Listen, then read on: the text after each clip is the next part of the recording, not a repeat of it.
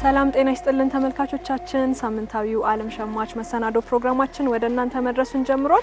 የዚህ ሳምንት ዓለም ሸማች መሰናዶ ፕሮግራማችን እንግዲህ ሙሉ ለሙሉ ትኩረትን የሚያደርገው የምንገኘው በጉለሌ የእጽዋት ማዕከል ውስጥ ነው። እዚህ የጉለሌ የእጽዋት ማዕከል ውስጥ የተለያዩ አትክልትና ፍራፍሬዎች፣ ለውበት የሚሆኑ አትክልቶች እንዲሁም ደግሞ ለጥላ የሚሆኑ ዛፎች የሚፈሉበት ቦታ ነው። እዚህ ቦታ ላይ እንግዲህ የተለያዩ አትክልትና ፍራፍሬዎች ፈልተው ወደ 11ዱም ክፍለ ከተሞች በነጻ ተደራሽ የሚሆኑበት ቦታ ነው። እዚህ ቦታ ላይ ደግሞ የስራ እድል ከተፈጠረላቸው ቤተሰቦች ጋር ነው ቆይታ የምናደርገው። አብራችሁን ቆዩ።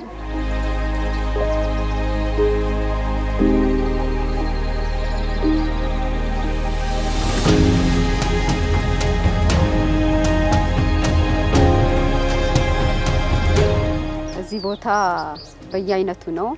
እኔ ያለሁበት ሲድ የሚባል ዘር ማባዛት ውስጥ ነኝ ያለሁት። እሱን በዘር መልክ ይመጣልናል። በስነ ስርዓት አስተካክለን አድርቀን መደብ አስተካክለን ከዛ በኋላ ያንን ዘር እንዘራዋለን። ከዘራነው በኋላ እሱ በተወሰነ ሰዓት ያድጋል። በሚያድግ ሰዓት ከዛ ከተዘራበት መደብ ላይ አንስተን በየኮቶች እንደዚህ በአይነቶች ኮቶች እያስገባን እንግዲህ ለዚህ ደረጃ እያደረስነው ነው ማለት ነው። አገልግሎት እንግዲህ አሁን ይልሽ ስግኝ የጫንኩ ነው የጠራሽኝ። አሁን እንግዲህ ለአዲስ አሻራችን እንትን ያወጣን ነው የጫን ነው እንግዲህ አሁን እዚህ ወደዚህ የመጣሁት ዝግጅቱ ላይ ነን። እንግዲህ መስራች ነኝ ማለት ይቻላል። አንድ 15 አመት በላይ ሆኖኛል። ዘር ላይ ቢሉኝ ዘር ላይ እሰራለሁ፣ ከጅንጅ ላይ ቢሉኝ እዚያ ላይ እሰራለሁ፣ ሁሉንም እሰራለሁ፣ ሁሉም ላይ እሳተፋለሁ ማለት ነው። እንደ ጽድ አይነት እንደ ብሳና ዋንዛ ቢርቢራ ብዙዎች አሉ ወዘተ ናቸው። እነሱ መቼም ያው መዘርዘር ጊዜ ይፈጃል ማለት ነው እንጂ መናገር ይቻላል። እነዚህ ለውበት፣ ለዛፍ፣ ለጥላ እነዚህ ናቸው እና ያው ፍራፍሬዎችም አሉ እዚህ ውስጥም ይኖራሉ። እዚህ ውስጥ አሳድገን ያው ወደ ሳይት እየወጣ ነው የሚተከለው እንጂ እዚህ ውስጥ አይደለም። እዚህ ውስጥ ያው መንከባከብና ማሳደግ ነው ይሄ ቦታ ማለት ነው። ውበቶችን ችግኞችን ማሰባሰቢያ ቦታ ነው ይሄ ቦታ እና ይሄንን ነው አሰባስበን የሚሰራውን ሰራርተን ያው ለዚህ ሰዓት እያደረስን እንግዲህ ያው ወደ ስራ እያስወጣንን ማለት ነው። ወይራ አለ፣ ኮሶ አለ፣ ግራር አለ፣ ቢርቢራ አለ፣ ዋንዛ አለ፣ ምሳና አለ፣ ብዙ ዛፎች አሉ። የጥላ ዛፎች የሚሆኑም አሉ። ለአበባ ደግሞ ችግኝ የምናከፋፍላቸው ለአረንጓዴ አሻራ የምናከፋፍላቸው ችግኞች ደግሞ ብዛት አለ። እነሱን ደግሞ በእንክብካቤ ስራቸው ይዞ እንደው ስራቸውን በመገረዝ አስተካክለን ለአረንጓዴ አሻራ ዝግጅቱን እንጠብቃለን ማለት ነው። በጣም ደስ ይላል። እንደውም ከበፊቱ ሳይቱም ሁሉም ነገር ሰፋ ብሏል፣ ሰፍቷል። በጣም እየሰፋ ነው የሚሄደው።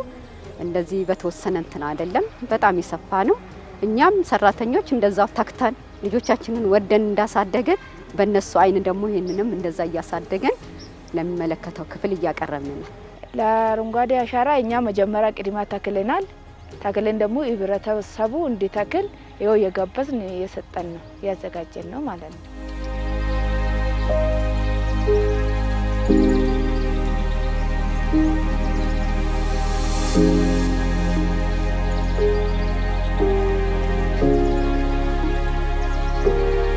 በሚቀጥሉት አመታት ኢትዮጵያ በካኳ በአዳዲስ የሮማን ዝርያዎች በማካዴሚያ በተለያዩ ከዚህ ቀደም በማናቃቸው ፍሩቶች በገበያ የምናያቸው በማሳችን የምናያቸው ሽጠን የምንጠቀምባቸው ለምግብ ዋስትናችን ሁነኛ ሚና የሚጫወቱ ስለሚሆን ባገኘን ቁጥር ማፍላት፣ ማባዛት፣ መትከል በዚያ ውስጥ ደግሞ ስራን ማበራከት ከሁላችን የሚጠበቅ ተግባር ይሆናል። ከስራ እድል አንጻር በጣም በርካታ ሰዎች ችግኝ በማፍላት በመሸጥ በማጓጓዝ በመንከባከብ ስራ እያገኙ ይገኛሉ። ከዚያ ባሻገር ቡናው ዶላር ሆኗል፣ አቮካዶ ዶላር ሆኗል። የተከለው ማፍራት ብቻ ሳይሆን ገንዘብ ሆኗል። አሁን የምንተክለው ገንዘብ ይሆናል። ሲደመር ልጆቻችን የጠገበች የበለጸገች ሀገር እንዲረከቡ ስለሚያስችል ሳንታክት አብረን እንድንሰራ አደራ ልላችሁ ፈልጋለሁ። በፊት እንግዲህ ልጆችን ነው ቤት ውስጥ ሆኜ ማሳድጎ አሁን እግዚአብሔር ይመስገን ስራ አለኝ ብዬ ወጥቼ ስራ እየሰራው እንግዲህ ጉለሌ እጽዋት ውስጥ ማዕከል እየሰራው ልጆችን እያሳደኩበት ነው። እግዚአብሔር ይመስገን። እኔ በፊት ያገኘሁትን ስራ ተመላላሽ እሰራለሁ።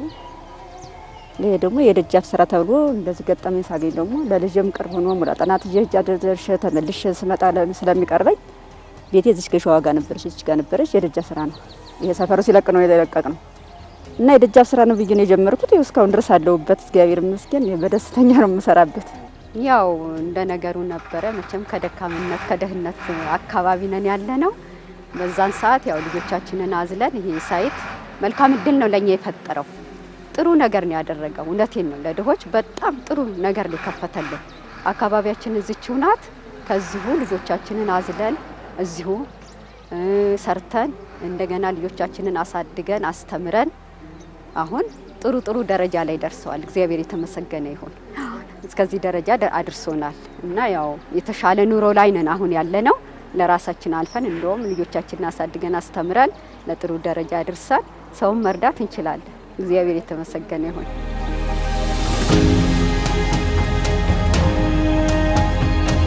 ያው ባለቤቴም ይሰራል እኔም እሰራለሁ። ግን ያው ይሄንን ስራ አለኝ ብዬ ወጥቼ እነዚህም እንግዲህ ጻዋት ማካል ጥሩ አየር ያገኘ ሰርተን ገብተን ልጆቻችን ቤክራችን ሁላችንም ይሄን ሰርተን እናስተዳድራለን። ደስተኛ ነኝ እኔ እዚህ ውስጥ በመስራት። ብዙ ችግርተኞች ቅጠል ለቅመው የሚያድሩ ስንት ነገር የሚሆኑ እድሉን ፈጥሮላቸው እግዚአብሔር ይመስገን ሰርተን እየገባን ነው። ሁላችንም እህቶችም የኔ ጓደኞች ሁላችንም ሰርተን በመግባት ደስተኞች ነው። ብዙ ስራ ፈጠራ ፈጥሮለታል ህዝቡ ማለት ነው። ቀደም ያው ቤት ሆነን ልጆች ማሳደግ ብቻ ነው፣ ሌላ የምናውቀው ነገር የለም። ልጆቻችንን ማሳደግ ነው። ያው ለልጆቻችን ወደ አውዲ ተሯሩጠን አንዳንድ ነገሮችን ስናገኝ ሰርተን ማቅበስ ነበር። በዛ ውስጥ እያለን ነው ይሄ ነገር ይሄ እድል የተከፈተልን ማለት ነው። እኔ 4 ቤተሰብ አለኝ ከራሴ ጋር 5-6 ቤተሰብ አለኝ ማለት ነው። በዚሁ ስራ ነው ማስተዳደራቸው።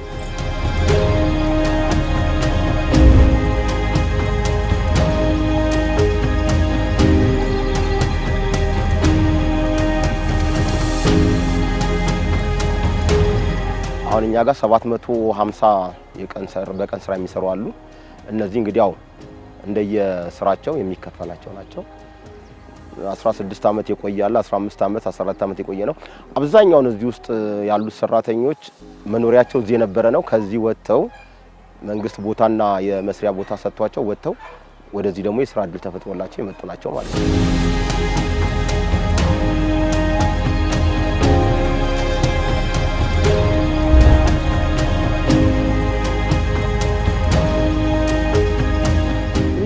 ነገር በጣም ነው የማመሰግነው። እውነቴን ነው። በዚህ ነገር ጥሩ ደረጃ ደርሰናል። ለራሳችን ሳይሆን ለልጆቻችን ሳይሆን ለሀገራችን ጥሩ ለልጆቻችን ታሪክ እየሰጠን እያሳለፍ ጥሩ ነገር እያደረግን ሀገራችንን በጽዋት አልብሰን መልካም ነገር ደረጃ ላይ ደርሳ ለልጆቻችን ጥሩ ታሪክ ጥለን የምናልፍ ነው የሚመስለኝ። ያው ነውም ደግሞ አምንበታለሁ። ጥሩ ታሪክ እየተውን ነው ያለፍን ያለ ነው። እግዚአብሔር የተመሰገነ ይሁን። እንግዲህ ድሮ አሁን እኔ ከራሴ ብነሳልክ ድሮ ቁጭ ብዬ ነበር ባለቤት የሚጠብቀው ጎደለ ማነሰም ብለን እሱ ነበር የምንጠብቀው። አሁን ደግሞ እግዚአብሔር ይመስገን ሰርተን የራሳችን አግኝተን ነው የምንገባው። ሁለቱም ደግሞ የራሴ ስራ አለኝ ብዬ አምሮዬን አሳርፌ እዚህ መጥቼ ሰርቼ ስገባ እኔ ራሱ በጣም ደስተኛ ነኝ። እንደኔ ያሉ እናቶች እዚህ ወጥተን ሰርተን በመግባታችን ፈጣሪን አመሰግናለሁ።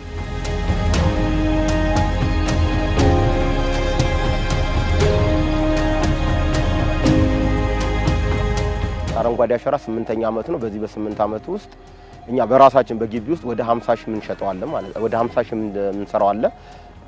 አሁንም በቀደመ ተከላ አካይደናል። ፍራፍሬ ያሉን የከተማ ግብርና አለን። እነዚህ ደግሞ ማለት ከኢቢሲ ጀርባ ላይ ናቸው ያሉት ማለት ነው።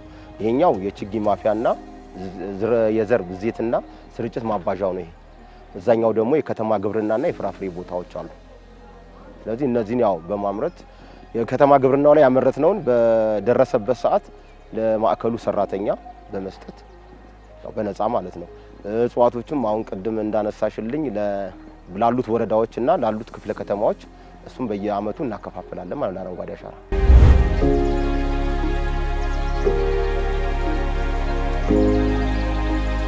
የአረንጓዴ አሻራ መርሃ ግብር ላይ ነው። ሀገራችን ኢትዮጵያ እንግዲህ በ2011 ዓመተ ምህረት አሃዱ ብላ የአረንጓዴ አሻራን መርሃ ግብር ስትጀምር 65 ቢሊዮን ችግኞችን ለመትከል አቅዳ ነበር። እስካሁን ታዲያ 48 ቢሊዮን ችግኞች ተተክለዋል። ከተተከሉ ችግኞች ደግሞ 84 በመቶ የሚሆኑ ችግኞች ሙሉ ለሙሉ ጸድቀዋል። እንግዲህ በትኩረት ለአትክልትና ፍራፍሬ እንዲሁም ለምግብነት የሚውሉ ከዛ ባሻገርም እንግዲህ ወደ ውጭ ሀገር ተልከው የውጭ ገበያን የሚያስገኙልን ችግኞች በልዩ ትኩረት እየተተከሉ ይገኛል። ዘንድሮ ደግሞ ለ8ኛ ጊዜ የሚካሄደው አረንጓዴ አሻራ መርሃ ግብር መሪ ቃሉ ተስፋን መትከል ሲሆን 8.5 ቢሊዮን ችግኞችን ለመትከል ታቅዷል። በዲፕሎማሲው መልክ ደግሞ የአረንጓዴ አሻራ መርሃ ግብርን ስንመለከት ሀገራችን በተለይ ከጎረቤት ሀገራት ጋር ያላትን ግንኙነት እንድታጠናክር አድርጓታል።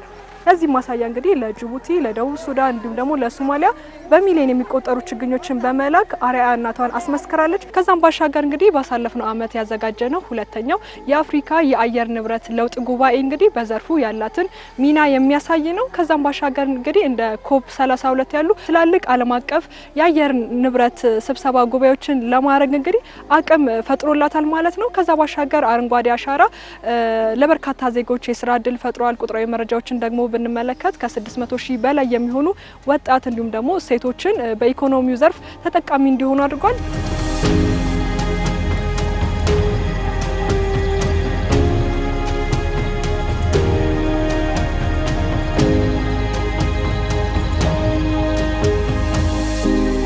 ከመቶ በላይ የሚሆኑ ችግኞች፣ ፍራፍሬዎች የተለያዩ የቤትም የውጪ የበረንዳ እንዲሁም ለፍራፍሬዎች ለምግብነት የሚውሉ ሁሉም ዘሮች አሉ ማለት ነው። ይሄው የቤት ውስጥ ግራሲና ይዣለሁ ፊሊንድሮን፣ ይሄ ሰለሞን ግራሲና ይባላል። ይሄኛው ዲፎባንች፣ እነዚህ ዚዚዎች ይባላሉ። እነዚህ ሀረግ ነገር፣ እነዚህ ደግሞ ብሩሽ አበባ፣ ሊሊ፣ ኩርቱን፣ ቃጫ። ፍራፍሬ ደግሞ አፕል አለ፣ ዘይቱና፣ አቮካዶ፣ ማንጎ፣ የተለያዩ ነገሮች አሉ።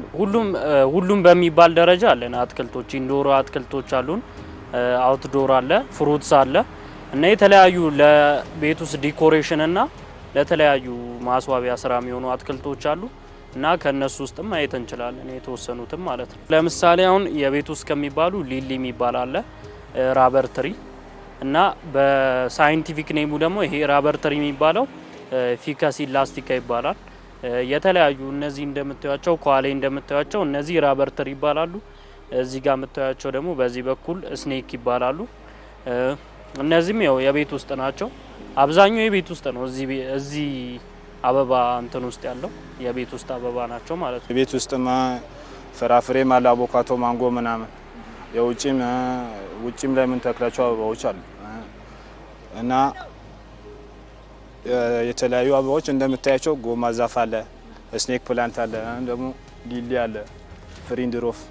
እነዚህ አሁን የቤት ውስጥ ናቸው። እነዚህ አሁን እንዳለ የቤት ውስጥ ናቸው። እዚህ ጋር የምታያቸው እዛ ጋር ደግሞ ባለ ደረጃዎቹ ደግሞ ውጪ ላይ ምናምን ግቢ ማስዋቢያዎች ምናምን ናቸው። ብርቱካን አለ፣ ዘይቱን፣ ስትሮቨሪ፣ የተለያዩ ፍራፍሬዎች አሉ። ሁሉም የተዳቀለ ምናምን ናቸው። ደግሞ አፕል፣ ዘይቱን፣ ሌላም አሉ ሎሚ ምናምን ሁሉም አይነት አለ። ከፍራፍሬ ጀምሮ ሁሉንም ግቢ ማስዋቢያም የቤት ውስጥም የውጭም ኢንዶርም አውዶርም አለ። ሁሉንም አለ።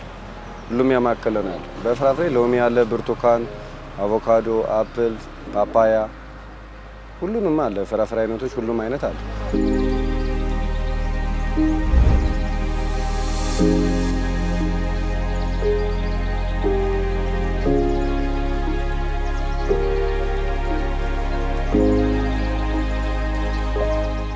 ዋጋቸው እንደየአይነታቸው ይለያያል። እንደየአይነታቸው ተለያይቶ በአሁኑ ሰዓት ከ50 ብር እስከ በትላልቅ በጣም እነዚህ ኮሪደር ምናምን ሊያስቡ የሚችሉ ቤቶችን ሊያስቡ የሚችሉ ከ10 ሺህ 15 ሺህ እስከ 20 ሺህ ድረስ አሉ። ፍሬ የተዳቀለና ቶሎ ፍሬ የሚሰጥና የማይሰጥ ፍራፍሬዎች አሉ። ስለዚህ የተዳቀለው ቶሎ ምርት የሚሰጠው ከ500 እስከ 1500 እንደ ቁመታቸው ይለያያል ማለት ነው እና እንደ አይነታቸው ደግሞ የአቮካዶ የሚባሉ የተለያዩ ዝርያዎች ስላላቸው ፍሬዎችን ቶሎ ለመጠቀም ከተፈለገ የተዳቀሉ የሚባሉ አሉ። እነሱ ዋጋቸው ከ1000 እስከ 1500 ድረስ ከ2000 ድረስ ይሄዳል። ግራሲኒያ 4500 ብር፣ ፊሊንድሮን 4000 ብር፣ ድፎባንች 1500 ብር፣ ዚዚ 3500 ብር፣ ሊሊ ደግሞ 200 ብር፣ ቡርሻ አባሽ 500 ብር፣ ሀረግ እንደ ሳይዛቸው የቤት ውስጥና የውጭም አላቸው ከ500 ጀምሮ እስከ 7000 ብርም እስከ 8000 ብርም ይኖራል። የበረንዳም የቤት ውስጥም አለው ሀረግ። የቤት ውስጥ የሚባሉት እነዚህ ናቸው። የውጭ ደግሞ እነዚህ አሉ ውጭ ላይ በረንዳ ላይ ምናምን የሚተከሉ እነዚህ ደግሞ ከ500 ብር ጀምረው እንደ ሳይዛቸው እየጨመሩ ይሄዳል። ከዛ ደግሞ ይሄ ፊንገር ይባላል። ይሄ የቤት ውስጥ አበባ። ይሄኛው ደግሞ ከ1200 ጀምሮ እስከ 6000 ብር ድረስ ይኖራል እንደ ትልቀቱ። እናም በዚህ በቃም መትከል ይቻላል። በእነዛ እቃዎች በፋይበርም አለ ፕላስቲክም አለ። ይቺ ደግሞ ሰለሞን ግራሲኒያ ትባላለች። የቤት ውስጥ አበባ ናት።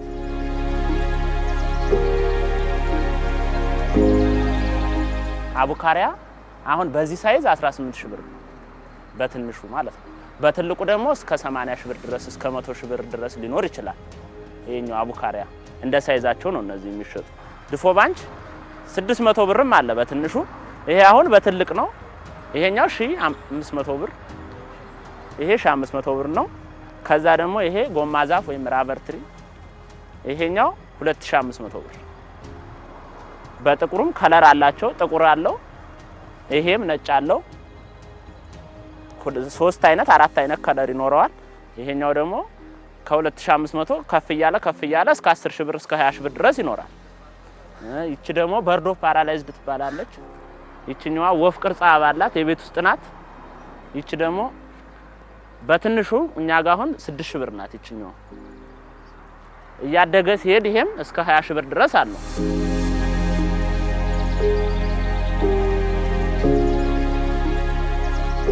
አፕል የተዳቀለና ያልተዳቀለ የሚባል ነገር አላቸው። አፕል አሁን ምርጥ ዘርና ኖርማል የኛው በአመት ከ6 ወር የሚያፈራ ዘር አለ። አፕል አሁን እሱኛው ዋጋው 800 ብር ነው አነስ የሚለው ሳይዝ። አቮካዶም እንደዛው፣ ብርቱካንም ሎሚም ባጭሩ የሚያፈሩት እስከ ብርቱካንና ሎሚ ይጨምራሉ እስከ 2000 ብር ድረስ ናቸው። ሌላ ደግሞ ዘይቱና እስከ 500 ብር ድረስ አለ። ሌላ ወይራ ምናምን ዛፎች ደግሞ አሉ። ዝም ብሎ የኮሪደርና የሚተከሉ ውጭ ላይ በረንዳ ላይ ዛፎች እነሱ ደግሞ ከ1200 ብር ይጀምራሉ። አነስተኛው ሳይዝ እንደ ሳይዛቸው እየጨመረ ይሄዳል። ይቺ 500 ብር። ይቺም እንደዛው ሰለሞን ግራሲኒያ። ከዛ ይሄ ደግሞ ያማት ምላስ ወይም ስኔክ ፕላንት ይባላል። ይሄ ደግሞ በአረንጓዴው 800 ብር፣ በቢጫው 1200 ብር። የራበር ትሪ የምንለው ከ800 ብር ጀምሮ እስከ 2000 ብር አለ። ዲፔንድ የሚያደርገው ሳይዛቸው ላይና እንትናቸው ላይ ሬንጅ። ለምሳሌ ጥቅም አላቸው የየራሳቸው ጥቅም። ለምሳሌ ይሄኛው አረንጓዴ የምታዩት ከኋላ ራበር ትሪው ምንድነው ጥቅሙ? ሞይስቸራይዜሽን ኤር ፒዩሪፊኬሽን ይሰጠናል። ይሄ ጥቁሩ ደግሞ ጀስት ለዲኮሬሽን ብቻ ነው የሚያገለግለው ማለት ነው። እና ዋጋቸው ዲፔንድ የሚያደርገው በዛ ነው ማለት ነው። በዛ መልኩ ነው። ለምሳሌ ፍራፍሬ ከሚባሉት ውስጥ ቡና አለን፣ ሙዞች አሉን፣ አቮካዶ አለ፣ ማንጎ፣ አፕል አለ፣ ዘይቱን አለን። በቃ ሁሉም በሚባል ደረጃ ፍራፍሬዎች አሉ። ከ250 ብር ይጀምራል። አሁን የነሱም ዋጋቸው ያው በእንትናቸው ነው ሳይዝና ጥቅማቸው ነው ማለት። አሁን ለምሳሌ እነዚህ አይነት ፍራፍሬዎችን ስንጠቅስ ምንድነው የተዳቀለና ያልተዳቀሉ የሚባሉ ፍራፍሬዎች አሉ። ያልተዳቀለ ሲሆን ቶሎ ፍሬ አይሰጠንም።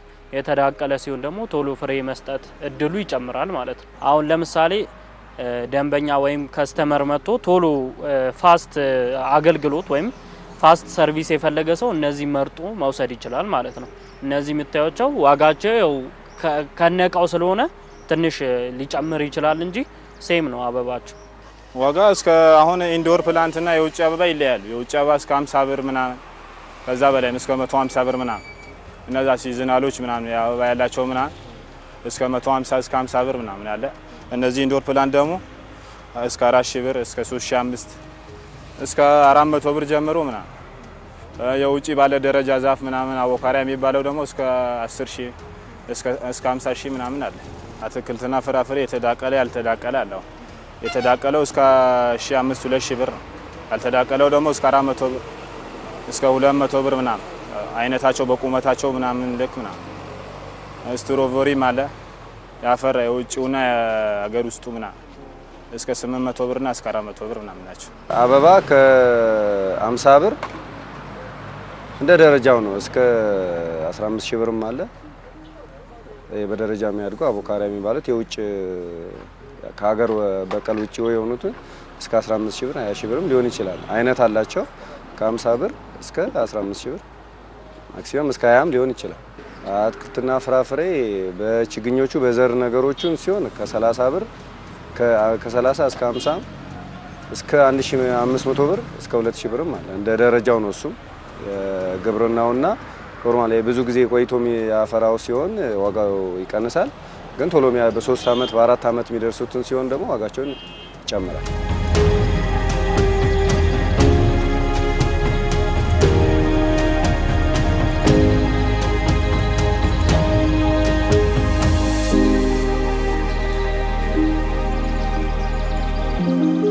የጸደቀ ነገር ከደብረ ዘይት ነው የምናመጣው። ከደብረ ዘይት አምጥተን እኛ እዚህ በመደባችን ላይ እንሸጣለን። ወደ ቀጣይ አምራች ብንሆን የተሻለ ነገር ብናመርት ቤተሰቦቻችንም የተሻለ ነገር በኑሮ የተሻለ እናደርጋለን። ለህዝቡም የተሻለ አቅርቦት እናቀርባለን። ሰው ያለው ግንዛቤ በጣም የተሻለ ነው። እኛ አሁን ከ9 አመት ስንደራጅ የነበረው እኛ ተደራጅተን ወደዚህ ስራ ስንገባ የነበረው አመለካከት በህዝቡ ላይ የነበረው እንትን አሁን ሙሉ በሙሉ በጣም የተሻለ ሰው በትንሽ የቤቱ በበረንዳው ላይ በምንም ይሁን ቅመማቅም ጀምሮ ያለው ፍላጎት የመትከሉ የማጽደቅ በጣም ህብረተሰቡ ሁሉም ተገንዝቧል ማለት ይቻላል። የበፊቱና የሆኑ በጣም ይለያያል። የምናመጣው ከገበያ ያው ከፋርም አለ ከፋርም ነው የሚመጡት። ያው አለ ተመስገን ነው። ያው አለ አይደለ አንዳንድ ሰው የአበባ ፍላጎት ያለው ሰው ይገበያል ይገዛል። አሁን እንደምናየው ገቨርንመንቱም አሪፍ ሁኔታ እየፈጠረልን ነው። ይህን ስራ ማስኬጃ የተለያዩ አረንጓዴ ልማቶች አሉ እና እነሱን እየተከልን ምናምን ጥሩ ደረጃ ላይ ነን። አሁን ምንም አይልም። እዚህም የምናባዛቸው ምናምን አሉ ከገበያ የምናመጣቸው አሉ። ያው እዚህ የሚባዙት አበባ ነክ ነገሮች ተቆርጦ ከጎኑ ምናምን ተቆርጦ ምናምን እዚሁ የምንሰራቸው ምናምን አሉ። አሁን ያለው የገበያ ሁኔታ ትንሽ ቀዝቃዛ ነው። ያው ባለው አየር እንንቀሳቀሳለን። ክረምት ላይ ሰው የሚፈልገውን አዘጋጅተን እንጠብቃለን። ክረምት ምን አይነት ነገር ነው ሰው የሚፈልገው ብለን ስለምናውቀው አዘጋጅተን እንጠብቃለን። ለምሳሌ ክረምት ላይ አሁን ብዙ ሰው ውሃም ስለማያስቸግረው ዘር ነገሮች፣ ችግኝ ነገሮች፣ ሰላጣ፣ ቆስጣም ነገሮችም ይጠቀማል። እነሱም አሉ። ከዛ ባለፈ ደግሞ ፍራፍሬ ነገሮችን አሁን ዛፍ ከመትከል ይልቅ ፍራፍሬ ነገር ይተክልና ሰውን እሱን ይጠቀማል እና እነሱን አውቀን እናዘጋጃለን። እዚህ የምናፈላቸው አሉ። ደብረ ዘይትም አለ፣ ባህር ዳርም፣ ሐዋሳም የተለያዩ ዱከምም ላይ አለ፣ የተለያዩ ቦታዎች ላይ አለ። እኛ የምንሰራው እንደ ማህበራት ነው። እንደ ማህበራት ነው። 14 ሰዎች ነን። ማህበር ነው። እንትን ቫት ከፋዮች ነን፣ ለመንግስት ግብር ከፋዮች ነን። ሰራተኛ እንደ ቋሚ ሰራተኛ በማህበሩ ውስጥ ወደ 6 ቋሚ ሰራተኛ አለ። ከዛ ውጪ 50 የሚሆኑ ጊዜያዊ ሰራተኞች አሉን ማለት ነው። እኔም በግሌ ያው 2 ሰራተኞች አሉ። እንደ ማህበር ግን አንድ ላይ ሲታይ 50 ሰራተኞች ቋሚ ማነው ጊዜያዊ ሰራተኞች አሉ። ስራው በመጣ ስራ ሲገኝ ስራ እኔ ብቻ የምሸፍነው ነገር ከሆነ ራሴ ነው የምሰራው። ከዛ በላይ ከሆነ ደግሞ አሉ ከስሬ ያው በቀን ቋሚ ሰራተኛ ባይሆኑም በስራ በመጣ ቁጥር ከፍለን የምናሰራቸው ሰራተኞች አሉ። 2፣ 3፣ 4 5ም ሊሆኑ ይችላሉ እንደ ስራው ሁኔታ። በክረምት የምናደርገው ያው በብዛት እንትኑ ፍራፍሬዎች እናዘጋጃለን። በክረምት ብቻ የሚጸድቁ ችግኞች ይኖራሉ። እነሱን ህዝቡም ያለው አመለካከት በክረምት ነው ብሎ ስለሚያስብ በክረምት ብዙ ነገሮችን እናዘጋጃለን። አንዳንድ ተባራሪ ግለሰቦች ቤት የራሳቸውን የግል ሊያስውቡ የሚችሉ ሰዎች ናቸው እኛን የሚገዙን። ዞሮ ዞሮ ያው ክረምት ላይ ሁሉም ሰው መትከል አለብኝ ብሎ ስለሚያስብ የተሻለ ነው እንቅስቃሴ ያለ።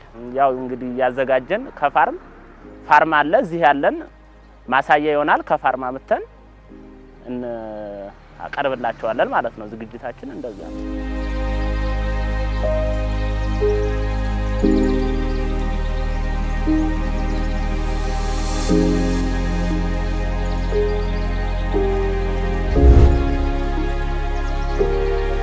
ተመልካቾቻችን በጉለሌ እጽዋት ማዕከል እንዲሁም ደግሞ በቂርቆስ ተገኝተን ነበር። በአረንጓዴ አሻራ ምክንያት የስራ ዕድል ከተፈጠረላቸው ቤተሰቦች ጋር እንዲሁም ደግሞ የችግኝ የገበያ ቅኝት ስናደርግላቸው የነበረው በቅኝታችንም ከ50 ብር ጀምሮ እስከ 100 ሺህ ብር የሚሸጡ እጽዋቶችን ነበር ወደ እናንተ ስናደርስ የነበረው።